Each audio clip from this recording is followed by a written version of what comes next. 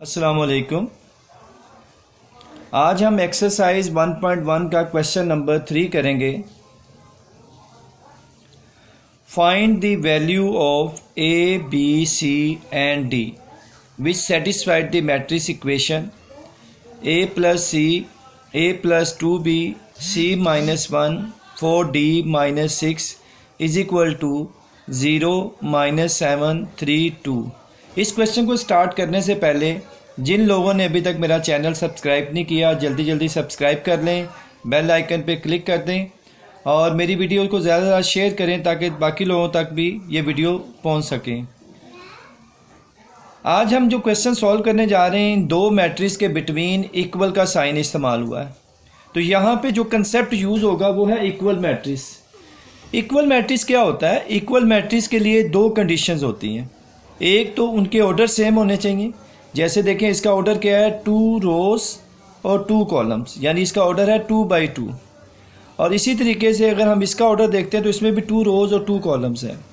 तो equal matrix के लिए पहली कंडीशन हमारे पास क्या थी कि दोनों मैट्रिक्स का ऑर्डर सेम होना चाहिए, और सेकेंडली दोनों के जो क्रॉसपोंडिंग एलिमेंट हैं वो आपस में इक्वल होने चाहिए।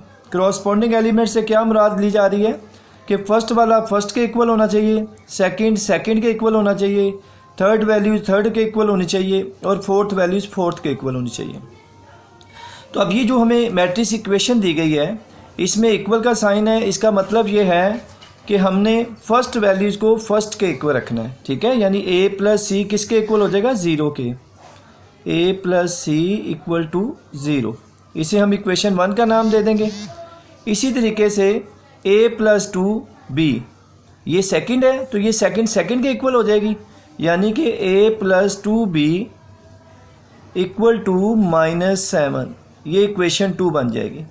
इसी तरीके से हमारे पास थर्ड वैल्यूज है c माइनस 1, ये किसके इक्वल हो जाएगी? 3 के, यानी c माइनस 1 इक्वल टू 3, और ये इक्वेशन नंबर के आगे हमारे पास 3।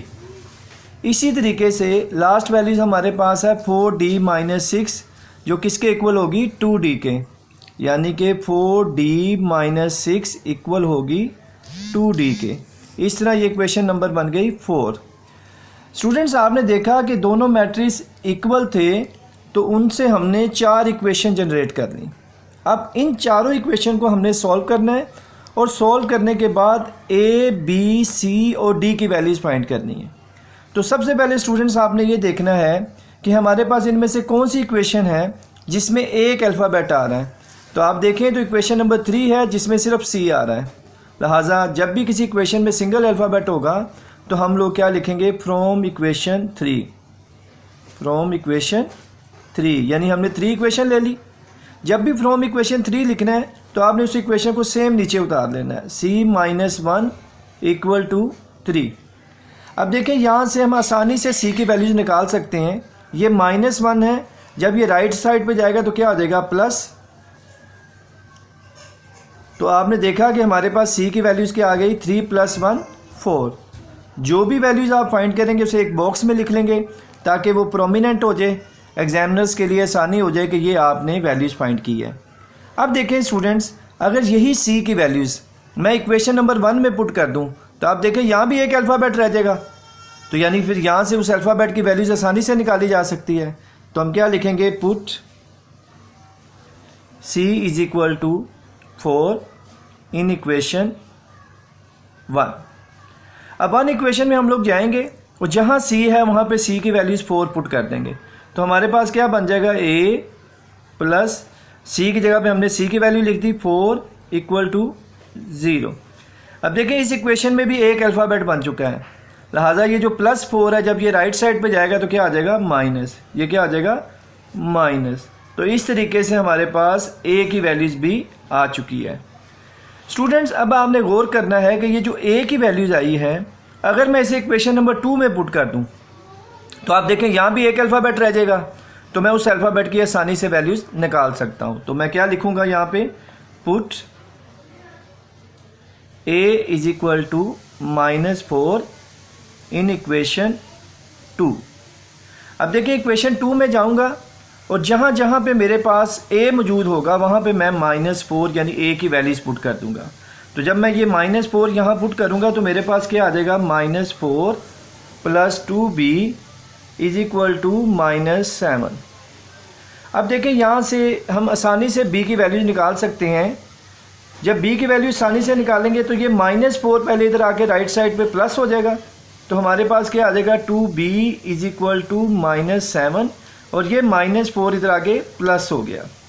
अब -7 + 4 कितना होता है, -3, तो 2b हमारे पास आ गया -3। लेकिन क्योंकि हमें b की वैल्यूज फाइंड करनी है, लिहाजा हम लोग क्या करेंगे, ये 2 मल्टीप्लाई हो रहा है, राइट साइड पे आएगा तो क्या हो जाएगा, डिवाइड। तो यानी b की वैल्यूज हमारे पास आ गई -3/2। अगर मैं इसे कैलकुलेटर पे डिवाइड कर देता हूँ तो मेरे पास क्या आ जाएगा, -1.5। तो आपने देखा कि मैंने इस तरीके से b की वैल्यूज भी फाइंड कर ली। अब अगर आप लोग गौर से देखें कि हमारे पास b की वैल्यूज -1.5 आ चुकी है, a भी आ चुका है, b भी आ चुका है, c भी आ चुका है। अब आप गौर से देखें इन इक्वेशंस में कोई और इक्वेशन भी ऐसी है जिसमें a की अल्फ़ाबेट आ रहा है। जी बिल्कुल, आप अगर इक्वेशन नंबर 4 को देखें तो उसमें सिर्फ d ही आ रहा है। लिहाजा अब हम इक्वेशन 4 लेंगे, तो इसके लिए हम लोग क्या लिखेंगे, फ्रॉम इक्वेशन 4। जब हम इक्वेशन 4 लेंगे तो हमारे पास क्या आ जाएगा, 4d - 6 = 2d।